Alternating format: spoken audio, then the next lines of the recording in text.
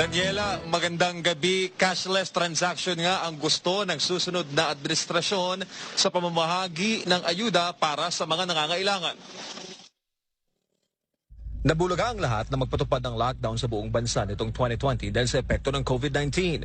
Dahil bawal lumabas ng bahay, noong mga panahong iyon, ayuda mula sa pamahalaan ang naging sandala ng marami. Ang problema, ang mahabang pila sa pagkuha ng cash aid dahil sa banta na maging super spreader event ang mga ito.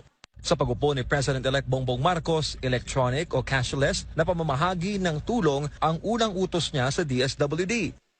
Yes, sir. Yun ho yung instruction ho ng Pangulo. Yung papasok na Pangulo na digitalize yung pagbibigay ng ayuda. Gusto niya na mabilis. Hindi na po mag-aantay ang mga kababayan natin. Din pa ni Tulfo na siyang DSWD Secretary ni BBM, agarang deployment ng tulong sa mga nangangailangan ang gustong mangyari ng susunod na presidente.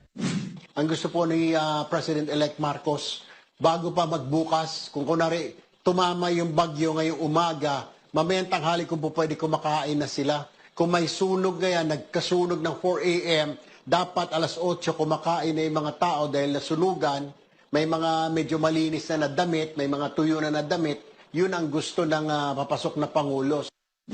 Balak rin daw ni Tulfo na magtayo ng quick response teams para agad-agad na makapagbigay ng ayuda. Gagawa rin daw ng paraan ng BBM administration na magbigay ng masustansyang ayuda. Hindi lamang yung mga nakagawiang delata, noodles at iba pang canned goods bilang paunang tulong tuwing panahon ng emergency at kalamidad. Actually, tinitignan ko nga dahil nung may mga nagko-cover din ako, yung may mga military exercise, yung mga Amerikano, nakikita ko yung kanilang meals ready to eat. Masustansya dahil punong-puno ng calories, ibig sabihin ng mga protein. Hindi ka magugutom eh. May mga chicken a la king, may mga mga corned beef na bubuksan mo na lang, kakainin mo na lang eh. Pero masustansya siya at saka para hindi ka magugutom dahil punong-puno ng calories at protein.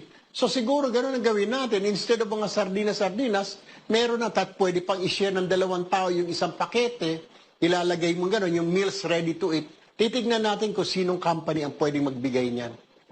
Samantala, sa kabila ng mga puna sa kanyang appointment sa DSWD, narito ang hamon ni Tulfo sa mga nagdududa sa kanyang kakayahan.